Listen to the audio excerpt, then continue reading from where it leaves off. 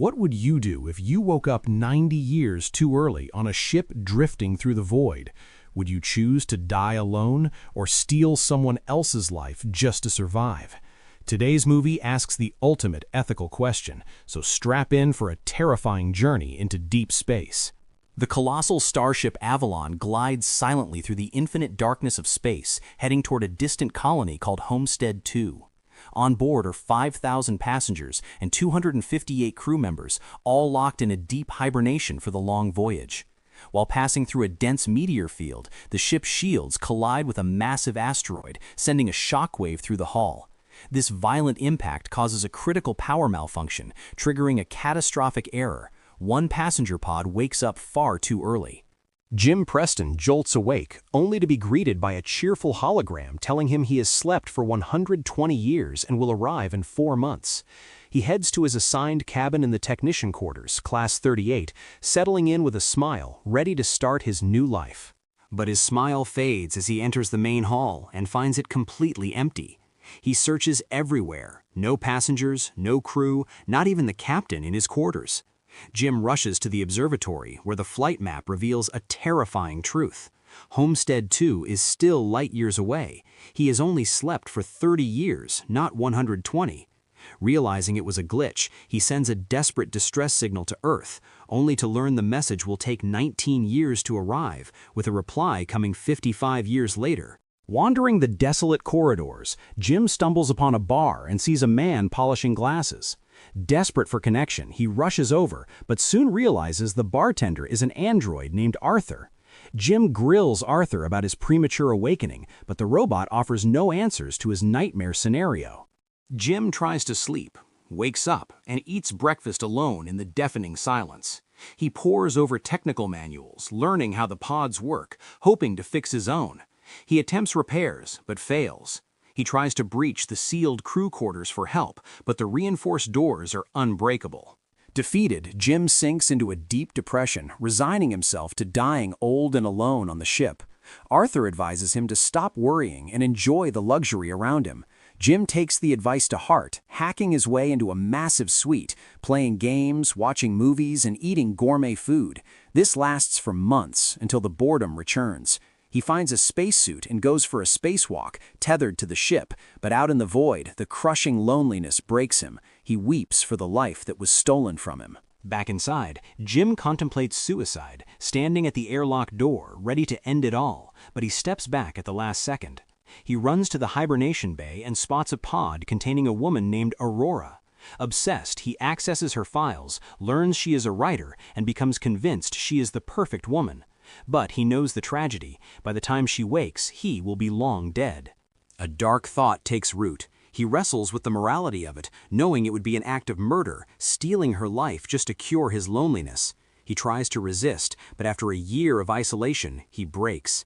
He sabotages her pod, triggering her waking sequence, and flees the scene. Later, he finds Aurora wandering the hall, pretending to be shocked to see her. Jim lies, telling her she woke up due to a malfunction, just like him, and that they still have 89 years to go. He explains his failed attempts to reach the crew and his year of solitude. Aurora panics, rushing to her pod, but finds she cannot return to sleep. That night, Jim visits the bar and makes Arthur promise never to tell Aurora that he woke her up. The next morning, Aurora wakes up crying, desperately searching for a solution, but Jim assures her there is none. Aurora begins writing a book about her experience trapped with a stranger for the rest of her life. She interviews Jim, asking why he left Earth. He explains he wanted to build something real on a new world, rather than living in a disposable society. As they bond, Aurora reveals she planned to travel to the future and return to Earth to write the greatest story ever told. Jim shows her how to kill time with dance, movies, and drinks with Arthur. Jim asks her out on a date, and she accepts. They dress up, dine, and share their pasts. He takes her for a spacewalk, letting her float with him among the stars. They fall in love and move in together. A year of happiness passes, until Aurora's birthday. At the bar, Arthur misunderstands a comment and casually reveals that Jim woke Aurora up. Aurora is devastated, fleeing to her room in tears. Jim tries to apologize, but she refuses to listen. Later, she storms into his room while he sleeps, beating him and raising a sledgehammer to kill him, but she can't bring herself to do it. She cuts him out of her life completely. Jim tries to apologize over the intercom, explaining his crushing loneliness, but she tells him he murdered her. He plants a tree in the concourse to cheer her up, but the silence remains. Suddenly, a voice booms over the intercom demanding to know who planted the tree. It is Gus Mancuso, a deck chief who has also woken up due to a pod failure. Gus takes them to the crew deck and checks the logs, confirming Jim tampered with Aurora's pod. Gus tells Aurora that a drowning man will drag someone down with him, asking her to understand Jim's despair.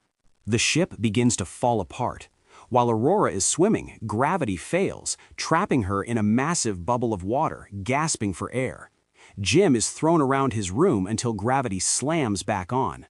Gus gathers them, revealing the ship is dying and will never reach its destination. They head to engineering, but Gus collapses. A medical scan reveals Gus has over 600 disorders caused by his pod failure. He is dying. He gives Jim his ID bracelet, granting him access to the whole ship, and tells them to take care of each other before he dies.